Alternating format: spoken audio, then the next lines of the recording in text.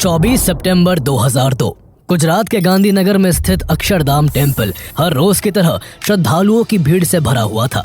करीब 23 एकड़ में फैला भव्य अक्षरधाम परिसर एक मंदिर के चारों ओर बना हुआ है, जिसमें भगवान स्वामी नारायण की प्रतिमा स्थापित है। मंदिर के अलावा अक्षरधाम में multimedia shows, exhibition hall, cafes, book stall और गार्डन भी है। अपनी सुंदरता और भव्यता के लिए मशहूर अक्षरधाम में हर रोज की तरह आज भी सब कुछ सामान्य था। जहां भक्तजन पूजा पाठ में डूबे हुए थे, तो वही कुछ लोग खरीदारी में लगे हुए थे, जबकि कुछ लोग लाइट शोज देखने में खोए हुए थे। इस पल तक किसी को अंदाजा भी नहीं था कि चंद मिनटों में सब कुछ बदल जाएगा। किसी के लिए ये उनके इष्ट देव के आखिरी दर्शन होने वाले थे, तो किसी के लिए अपनों का आखिरी साथ। पूरा अक्षरधाम खुशी और भक्ति में डूबा हुआ था कि तभी शाम के 4:45 पर मंदिर के गेट नंबर 3 के पास एक व्हाइट कार आकर रुकती है। कार में से 20 से 25 साल के दो लड़के उतरते हैं। दोनों ने अपनी पीठ पर एक बड़ा सा बैग लटका रखा था और दोनों ने जैकेट ऐसे पहन रखी थी जैसे अंदर कोई बड़ी चीज छिपा रखी हो। अक्षरधाम परिसर के हर दरवाजे पर चेकिंग के लिए वॉलंटियर गार्ड मौजूद थे, जो अंदर जाने से पहले सभी लोगों और उनके सामान की जांच कर रहे थे। कार से उतरे दोनों लड़के भी जब कॉम्प्लेक्स में घुसने लगे, तो वॉलंटियर्स ने उन्हें सिक्योरिटी स्क्रीनिंग के लिए रोक लिया, लेकिन दोनों स्क्रीनिंग से बचने के लिए वहां से पीछे लौट गए और गेट से एंट्री करने के बजाय 7 फुट की दीवार फांद कर परिसर के अहाते में बने अम्यूजमेंट पार्क में एंटर कर गए। इसके बाद दोनों आतंकी अपनी बंदूकें निकाल लेते हैं और तेजी के साथ अक्षरधाम की मेन बिल्डिंग की ओर आगे बढ़ने लगते हैं। गेट नंबर 3 से मंदिर के मेन भाग तक पहुंचने के लिए 200 फीट लंबा एक रास्ता बना हुआ है, जिसकी साइड में बुक स्टॉल लगे हैं। यहाँ कुछ लोग किताबें खरीदने में मशगूल थे, जबकि आसपास उनके साथ आए बच्चे खेलने में लगे होते हैं। चंद सेकंड्स में दोनों आतंकी पार्क को पार कर 200 फीट में फैले मुख्य रास्ते तक आ जाते हैं और ताबड़तोड़ गोलियां चलाने लगते हैं।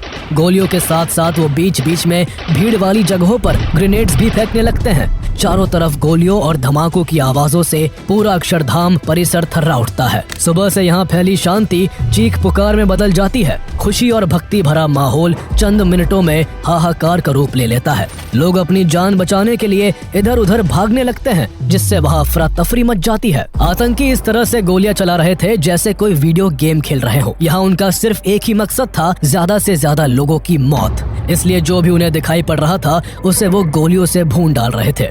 मिनटों में ही कई लोग अपनी जिंदगी गंवा बैठे। फूलों से लदा रहने वाला अक्षरधाम खून से सन गया। चारों तरफ केवल धमाकों की आवाज, गोलियों की तड़तड़ाहट और लोगों की चीख गूंज रही थी। क्या बच्चे, क्या बूढ़े और क्या महिलाएं, दोनों बहशी आतंकियों ने किसी को भी नहीं बख्शा। सुमित्रा नाम की एक महिला जो अपने 2 बच्चों के साथ मंदिर घूमने आई थी, वो जब गोलियों की आवाज सुनकर अपने बच्चों के साथ एग्जिट गेट की तरफ भागने लगी, तो आतंकियों ने उस पर भी गोली चला दी। एक गोली सुमित्रा के पैर में लगी और वो वही जमीन पर गिर पड़ी। दोनों आतंकी एक बहशी मुस्कुराहट के साथ उसके सर पर आकर खड़े हो जाते हैं। सुमित्रा आतंकियों के पैरों में गिड़गिड़ाकर अपने दोनों बच्चों की जान की भीख मांगने लगती है। पहले तो दोनों आतंकी रहम का दिखावा करके वहां से लौटने लगते हैं, लेकिन फिर अगले ही पल वो पीछे मुड़ते हैं और सुमित्रा के 3 और 4 साल के दोनों मासूम बच्चों को गोलियों से छलनी कर देते हैं। सुमित्रा की आंखों के सामने उसके दोनों बच्चों की जान लेने के बाद आतंकी मुख्य मंदिर की ओर बढ़ने लगते हैं, जहां करीब 35 लोग पूजा में लीन थे। तभी मंदिर के सुपरवाइजर खोद सिंह जाधव की नजर मेन टेम्पल की ओर बढ़ते आतंकियों पर पड़ती है। वो मेन टेम्पल के गेट से बाहर कुछ ही दूरी पर खड़े हुए थे। उन्होंने मंदिर के अंदर मौजूद लोगों की जान बचाने के लिए फौरन मुख्य मंदिर के गेट की ओर एक तेज दौड़ लगा दी। उनकी मंशा को भांपते हुए आतंकियों ने उन पर भी गोली चला दी। गोली उनके पैर में लगी, लेकिन फिर भी वो साहस करके चोटिल पैर से ही मंदिर के गेट की ओर बढ़ते रहे और कुछ ही सेकंड्स में उन्होंने अंदर घुसकर मेन टेम्पल का भारी भरकम गेट अकेले बंद करके वहां मौजूद लोगों को बचा लिया। आतंकियों ने चंद मिनटों में ही यहाँ खौफ और मौत का माहौल बना दिया था। इस बीच कई लोग अपनी जान खो चुके थे और कई लोग घायल अवस्था में डर के मारे कोनों में छिपे हुए थे। उस समय गुजरात के chief minister Narendra Modi industrialist Sanjay Dalmia के साथ मीटिंग में व्यस्त थे कि तभी अटैक होने के 3 मिनट बाद ही उनके घर में लगे लैंडलाइन फोन पर अक्षरधाम टेम्पल के पुजारी विश्व विहारी स्वामी का कॉल आ जाता है। पुजारी सारा महाजन माजरा उनके सहकर्मी को फोन पर बता देते हैं। इस खबर से चीफ मिनिस्टर हाउस में अफरा तफरी मच जाती है। नरेंद्र मोदी स्थिति को कंट्रोल में लाने के लिए तुरंत एक्शन लेते हुए स्टेट कमांडो फोर्स की एक टीम को अक्षरधाम पहुंचने का आदेश देते हैं। गांधीनगर डिस्ट्रिक्ट पुलिस के चीफ आर ब्रह्म भट्ट भी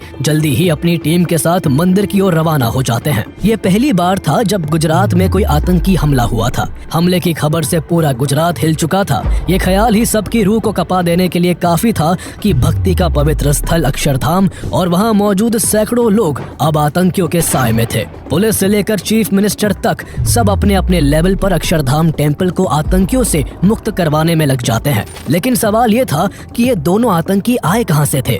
दोनों ने अक्षरधाम टेम्पल को ही क्यों निशाना बनाया था? इतने पवित्र स्थान को दहलाने की साजिश किसने रची थी और कैसे गुजरात पुलिस और एनएसजी कमांडोज ने अपने जॉइंट ऑपरेशन से दोनों आतंकियों को मार गिराया? A sanctimonious abode, a place of worship, a dwelling of peace. This famous Akshardham temple near Gandhinagar in Gujarat was stormed by terrorists in 2002. At least 30 persons were killed and 42 were injured in a terror attack on the Akshardham temple. An NSG team led by Colonel Tushar Joshi entered the temple and eliminated both the terrorists. लोगों ने कुछ बंधक गए हुए हैं, 80-90 लोगों को बंधक लिया है। 30-40-50 हमें सिविलियंस मारे गए हैं और वहाँ पे 2 से 3 अभी एग्जैक्टली मेरे को पता नहीं, मैंने सिर्फ टीवी देखा है और बाकी हमने वहाँ पे उनको मारना है और हॉस्टेज क्राइसिस को खत्म।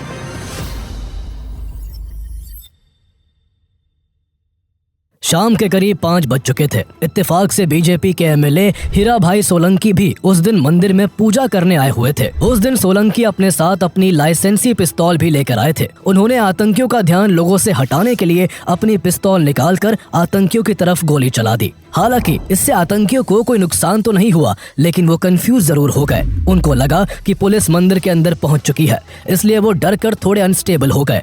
इसका फायदा ये हुआ कि करीब 300 लोग अपनी जान बचाकर अक्षरधाम से बाहर भाग गए। इन सब में करीब 15 मिनट बीत चुके थे। खोद सिंह जाधव की होशियारी और बहादुरी के कारण मेन टेम्पल का भी दरवाजा बंद था।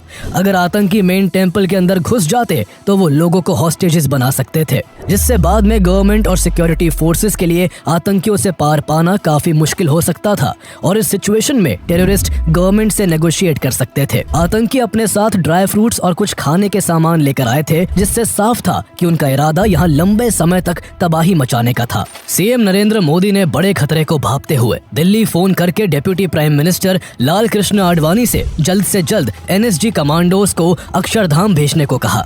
उधर शाम के 5:30 बजे तक मेन टेम्पल में एंटर करने का कोई रास्ता ना देखकर आतंकी गुस्से से तिलमिला उठे। उन्होंने पहले तो बेसमेंट में पहुंचकर वहां ग्रेनेड फेंक कर धमाका किया और फिर वो एग्जीबिशन एरिया को निशाना बनाने के लिए बढ़ने लगे। अक्षरधाम में कई एग्जीबिशन हॉल्स हैं। अब तक आतंकियों की गोलीबारी की वजह से वॉलंटियर्स सभी एग्जीबिशन हॉल्स के डोर्स अंदर से बंद कर चुके थे। ऐसे में अपने लिए कोई भी आसान टारगेट ना देखकर आतंकी गुस्से से पागल हो उठे थे। तभी उन्हें एग्जीबिशन हॉल 1 दिखा, जिसका मेन गेट तो वॉलंटियर्स ने बंद कर दिया था, लेकिन एग्जिट गेट को बंद करने का ख्याल किसी को नहीं रहा। आतंकी उसी एग्जिट गेट से मल्टीमीडिया थिएटर के अंदर घुस आए। यहाँ भी आतंकियों ने आव देखा न ताव और अंधाधुंध फायरिंग शुरू कर दी। उनकी गोलियों के रास्ते में जो भी आया अपनी जान गंवा बैठा। इनमें से एक गोली एग्जीबिशन हॉल 1 के केयरटेकर हरि धरिया को भी लगी, लेकिन वो अभी तक जिंदा थे। आतंकियों ने उनसे बेरहम मुस्कान के साथ पूछा, तुम अभी तक जिंदा हो? हरि धरिया काफी डर चुके थे। उन्होंने अपनी जान बचाने के लिए जवाब दिया, जी हाँ, आपकी कृपा से। इसके बाद आतंकी ने उससे कहा, ठीक है, अगर तुम जिंदा रहना चाहते हो तो ऊपर जाने का रास्ता बताओ।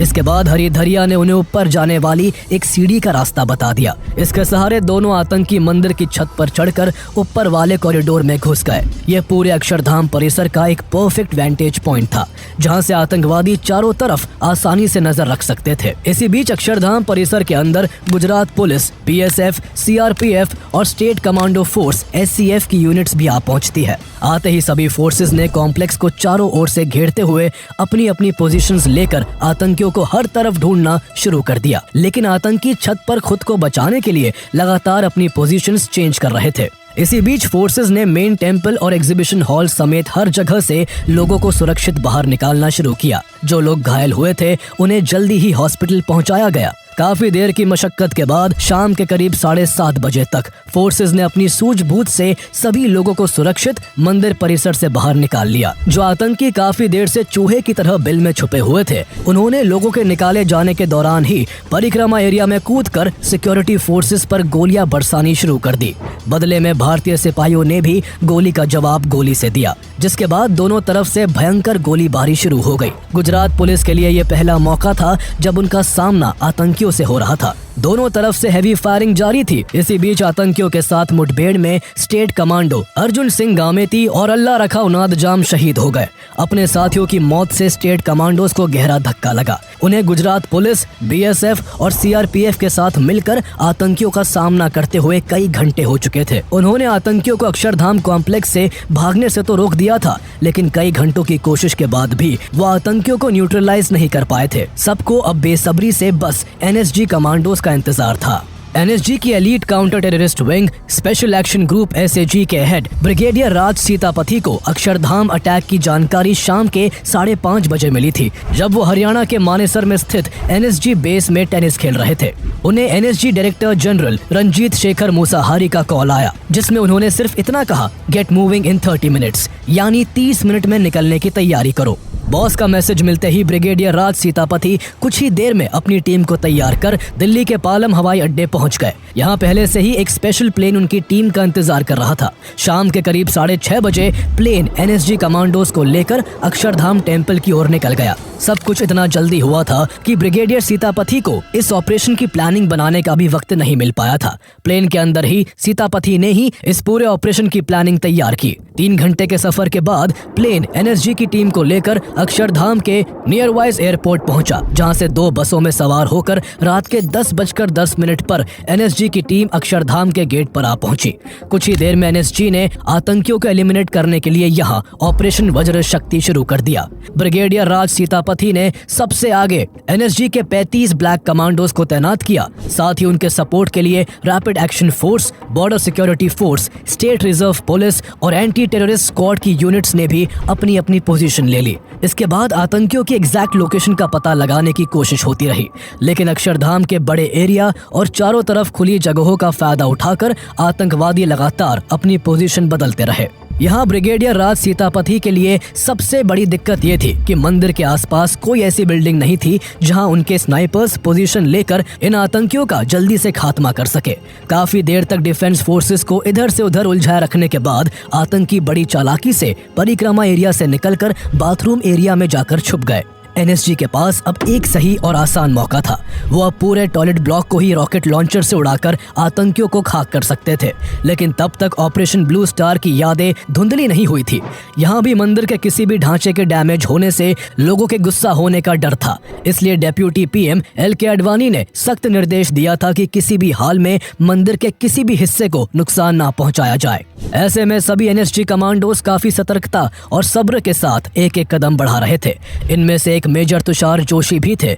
उनकी वाइफ प्रेग्नेंट थी और काफी नाजुक स्थिति से गुजर रही थी। ऐसे में मेजर जोशी को अपनी बीवी की चिंता सता रही थी, लेकिन उन्होंने अपने कर्तव्य पालन के आगे परिवार प्रेम को नहीं आने दिया और जल्द ही अपनी भावनाओं को काबू में करते हुए वो पूरे जोश के साथ आतंकियों का सामना करने के लिए जुट गए। इसी बीच आतंकी देर रात मौका पाते ही मंदिर के साउथ ईस्ट कॉर्नर के एग्जीबिशन हॉल 3 तक पहुंच गए। यहाँ अशोक के पेड़ों का झुरमुट था। उस तरफ इलेक्ट्रिसिटी का भी कोई इंतजाम नहीं था, इसलिए यहाँ अंधेरा छाया रहता था और ये जगह आतंकियों के छुपने की एक अच्छी जगह साबित हुई। ऐसे गहरे अंधेरे में एनएसजी कमांडोज के लिए भी आतंकियों को देख पाने में मुश्किल हो रही थी, लेकिन फिर भी इस ऑपरेशन के कमांडर ब्रिगेडियर राज सीतापति ने एक रिस्क लिया और सूबेदार सुरेश चंद यादव के साथ कुछ कमांडोज को उन पेड़ों के झुरमुट की तरफ बढ़ने का ऑर्डर दिया। सूबेदार सुरेश चंद यादव के साथ साथ कई कमांडोज आगे बढ़ने लगे। सबने बुलेट प्रूफ जैकेट और हेलमेट पहन रखे थे। सूबेदार सुरेश चंद यादव साहसिक कदम उठाते हुए एक आतंकी के बेहद करीब पहुंच गए।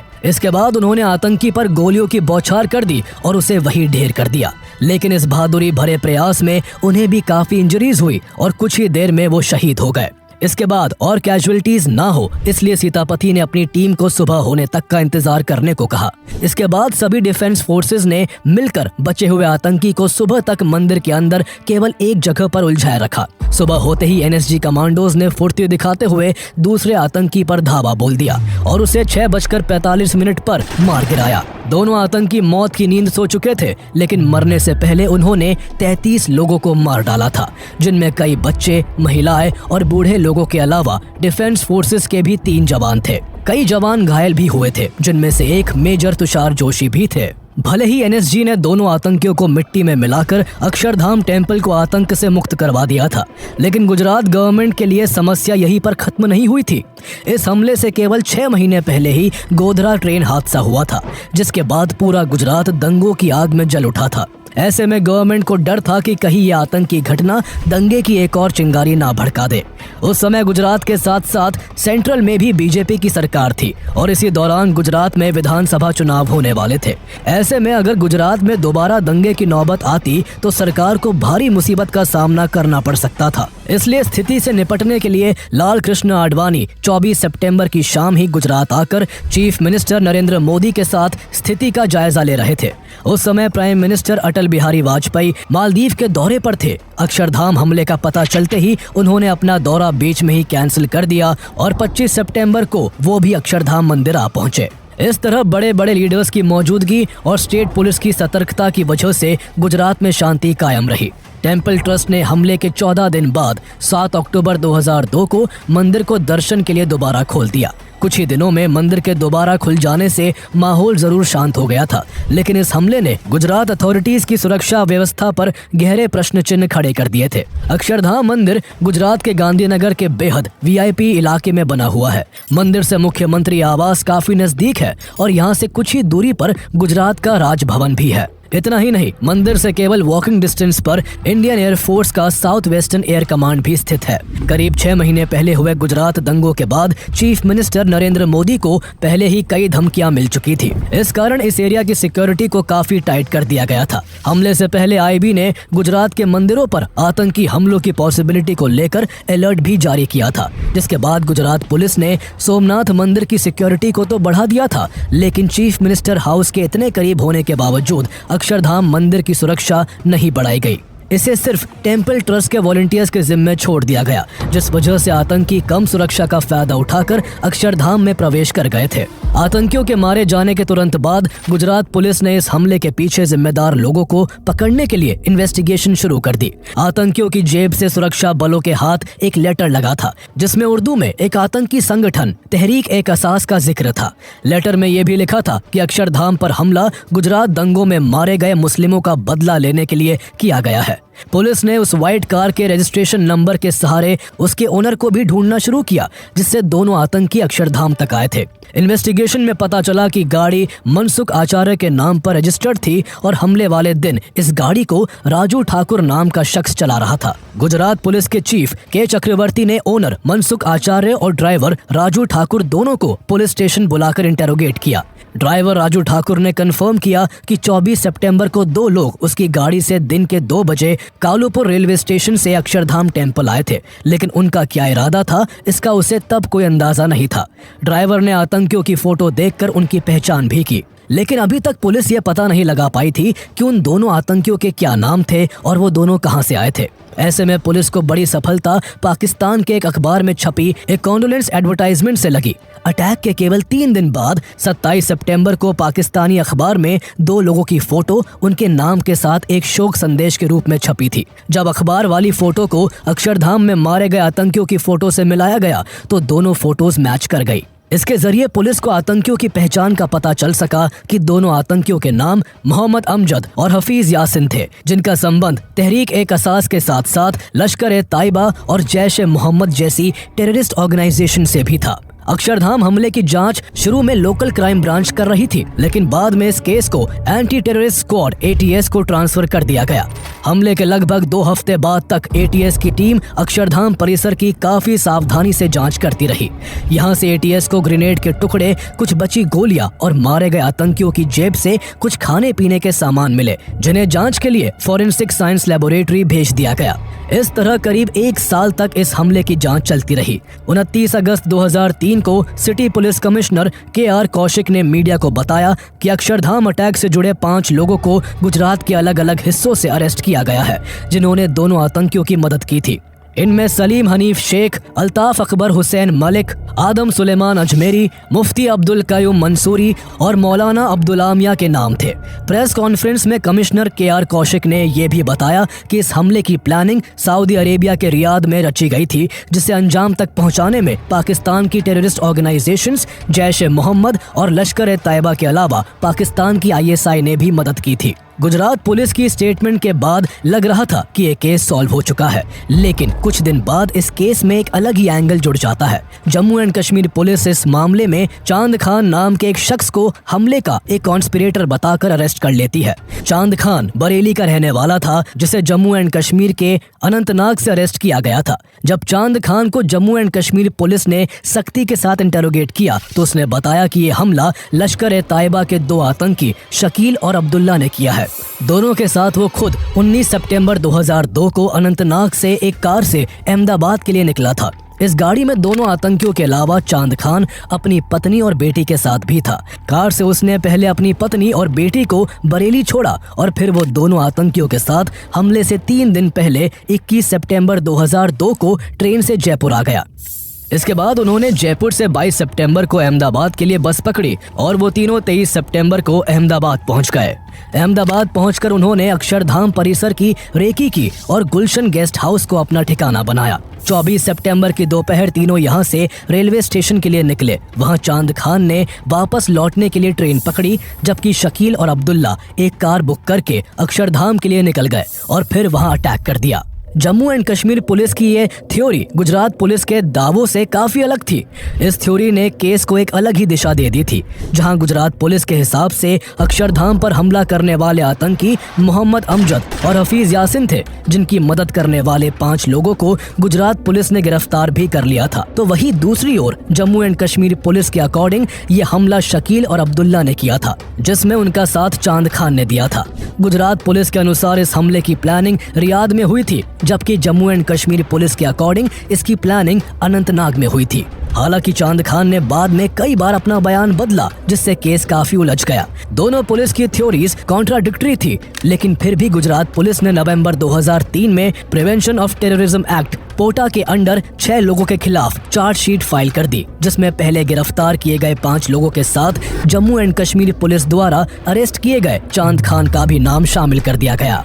इसके बाद detection of crime branch DCB ने इस हमले में 1750 पन्नों की चार्जशीट फाइल की, जिसमें 34 लोगों को अक्यूज बताया गया। 34 लोगों में से 6 लोग गुजरात पुलिस की कस्टडी में थे, जबकि 28 लोगों को एब्सकॉन्डिंग करार दिया गया। इनमें गैंगस्टर दाऊद इब्राहिम और छोटा शकील का नाम भी शामिल था, जिनके नाम का अरेस्ट वारंट जारी कर दिया गया। इस मामले में कुल 376 विटनेसेस थे, जिसमें से 11 की आइडेंटिटी को रिवील नहीं किया गया। इसके बाद 18 दिसंबर 2003 से पोटा कोर्ट में इस केस की सुनवाई शुरू हुई। पोटा में ये केस करीब 3 सालों तक चलता रहा। जुलाई 2006 में इस मामले की सुनवाई करते हुए पोटा कोर्ट ने अरेस्ट किए गए 6 के 6 लोगों को हमले की साजिश का दोषी मानते हुए सजा सुना दी।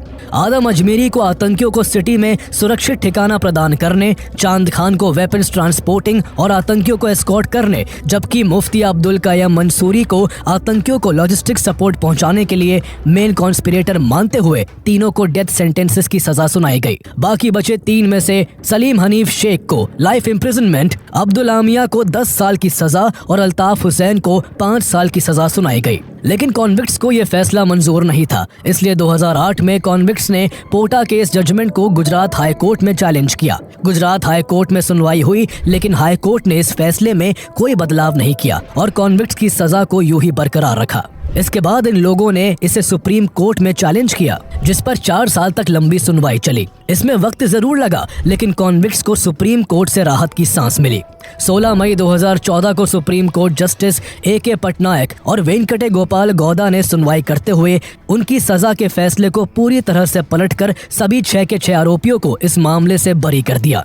सुप्रीम कोर्ट ने गुजरात पुलिस की इन्वेस्टिगेशन में सीरियस फ्लॉज का हवाला देते हुए उन्हें फटकार लगाई। सुप्रीम कोर्ट ने कहा कि जिन लोगों को दोषी बताकर सालों तक जेल में रखा गया, उनके खिलाफ पुलिस के पास पर्याप्त सबूत तक नहीं है। सुप्रीम कोर्ट के हिसाब से पुलिस ने कई इंक्रिमिनेटिंग एविडेंस पेश ही नहीं किए थे। विटनेसेस के बयानों में भी कई फॉल्ट्स पाए गए, जिससे अक्यूज के खिलाफ लगे आरोप सुप्रीम कोर्ट में प्रूव नहीं हो सके। सुप्रीम कोर्ट का यह फैसला भारत के जुडिशरी सिस्टम के लिए एक अलार्मिंग कॉल था कि बिना सटीक और पुख्ता प्रमाणों के किसी को ना तो दोषी करार दिया जा सकता है और ना ही उसे सजा दी जा सकती है। इसके बाद गुजरात पुलिस इस हमले के मेन कॉन्स्पिरेटर्स की तलाश में लगी रही। कई आरोपियों को पकड़ा भी गया, जिनमें मोहम्मद यासिन भट्ट का नाम भी शामिल है, लेकिन किसी को भी अभी तक सजा नहीं मिल सकी है।